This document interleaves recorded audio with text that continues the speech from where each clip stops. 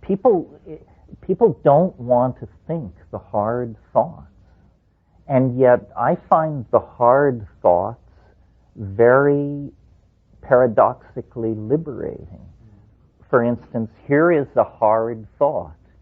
I don't want anybody to burst into tears on me, so gird your loins. But, I've spent a lifetime taking drugs, knocking around the world, having affairs, being married, being unmarried, this, that, and the other. If somebody asked me, so what do you know? What have you learned? I would have to say what I've learned is that nothing lasts. There's a hard thought. Is that a cause for joy or despair? Well, if you're thinking about everything you loved and how it's going to turn into mush as you're shoveled into the grave, it's a hard thought. But on the other hand, if you think of all the jerks who've oppressed you, it's a great consolation to know that they too will go down into that good night. Nothing lasts. That is not a cause for joy or despair. It's a cause for expanding one's feeling in the moment. If nothing lasts, then there's a conclusion, not a feeling, to be drawn from that observation. The conclusion to be drawn from it is then the felt presence of the immediate moment must be what life is for.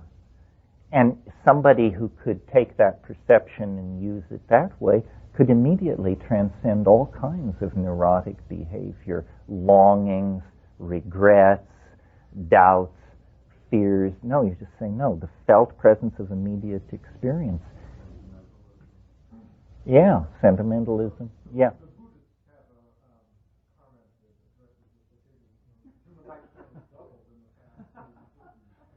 Well, first of all, let me comment on the Buddhist thing. I'm not that friendly to that formulation because it still is postponing gratification. It's saying death is the bouquet of life. You should live toward death. I would say the bouquet of life is this moment. But to the more important point of longevity, I certainly am not interested in living forever, whatever that might mean, because I suspect if you live forever, you miss the point. In other words, I think you miss the bouquet. On the other hand, I don't see anything wrong with, well, no, that's too much to say. The only problem I have with living past whatever, 70 is you do get into political issues of, are people buying time at the expense of somebody else?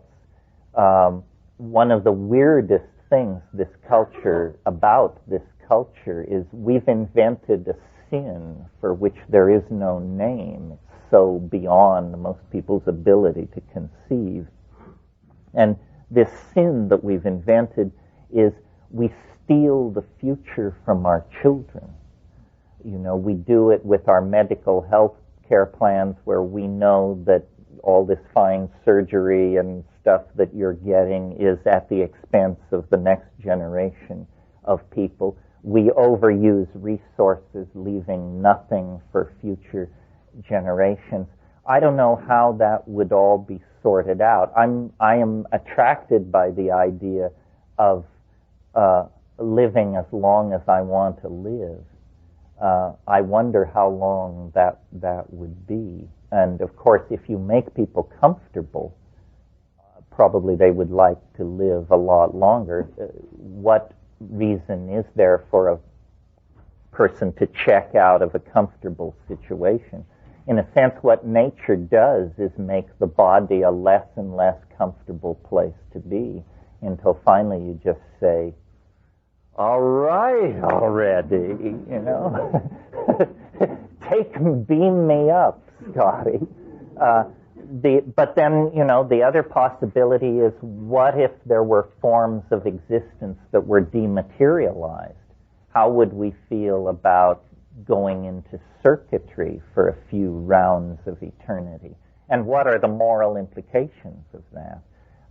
I don't know. I've had this argument with Robert Anton Wilson. He's a big enthusiast for life extension. It depends on what you think death is. And I've managed to talk myself into the idea that death is probably not simply dissolution and chaos, not because I have received any guidance from on high, but just as I observe nature, she has a wonderful parsimoniousness about her behavior.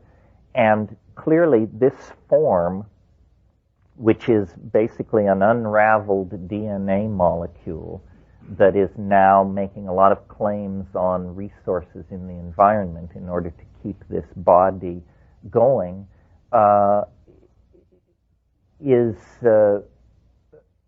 nature put a lot of effort into this. And I think that the best model for what life is, based not on religious thinking, but on biological thinking, is life is what you get when a hyperdimensional object protrudes into ordinary space. In other words, if we take this cup and cut it in two, it doesn't change. It just becomes a cup in two pieces. But it doesn't bleed, it doesn't rot, it doesn't lose its essence. If we take any living being, from a bacterium to a brontosaur, and cut it in two, the entire system falls apart very quickly, and we've created a mess, and we see that the thing that we had is no longer there. So I think what biology is the intrusion into three-dimensional space and time of hyperdimensional objects. And the other clue to that seems an argument for it, is that we do have this thing called a mind, but we can't find it anywhere. It doesn't seem to be anywhere. Even when you get down to the level of electrodes in the brain and saying words to people and watching oscilloscopes, you still can't seem to quite nail it down. So I think probably these objects retract back into hyperspace, higher space, and that this is what the soul is. The soul is there is something to this idea of a morphogenetic field, and we clothe ourselves in matter, but we are not matter, and so to actually complete a human cycle of existence, you have to go into death. It's where you came from, in some sense. I mean, we put a lot of attention into death. We don't look very much at birth. We think we understand it. I mean, we all know the story about the sperm and the egg and all that. But before that, what is going on? You know, whence cometh these forms? We seem to have the matter down pretty good, but really what a being is the intrusion into space-time of a form, and the form is unique, and then it retreats. I think it would be one of the great jokes of human history if here at the end of the 20th century, at the end of the millennium, with all this techno hypola surging around us, if we were to actually gain insight into the after-death state.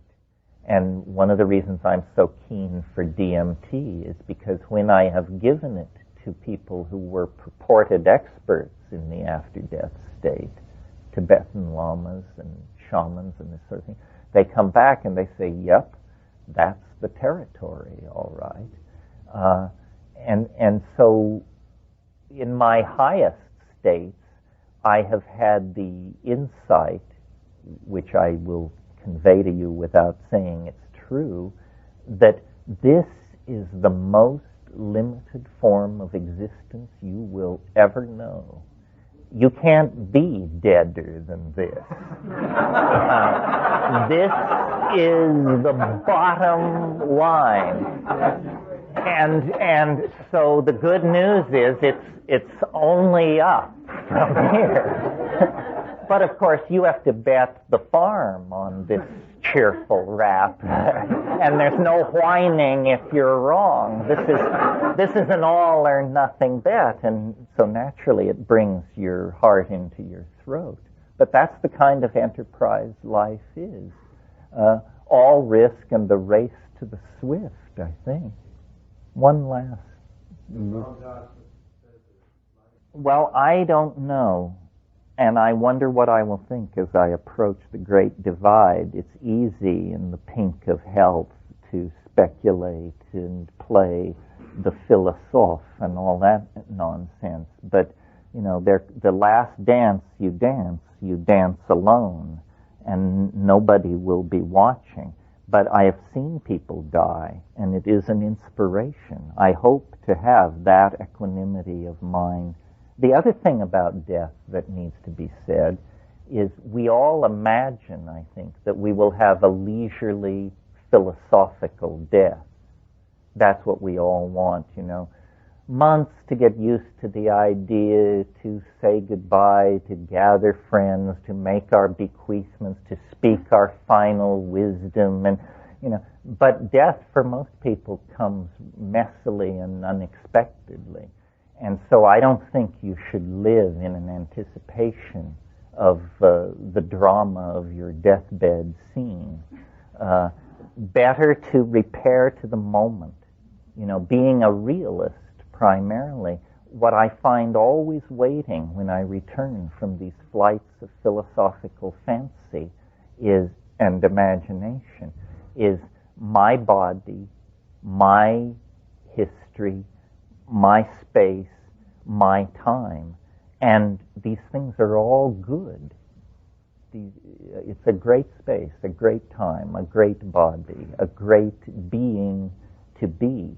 So the real message of the psychedelic experience and of the anti-historical thrust of the critique we've been carrying out here is to take the moment, the felt presence of immediate experience. This is all you know, it's all you will ever know. Everything else comes as unconfirmed rumor, innuendo, unrealized possibility, fading memory, conjecture, lie, hope, who knows.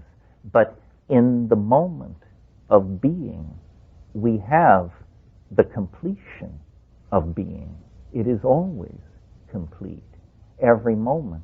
And to the degree that we force ourselves to look beyond it or cannot find ourselves within it, we betray it.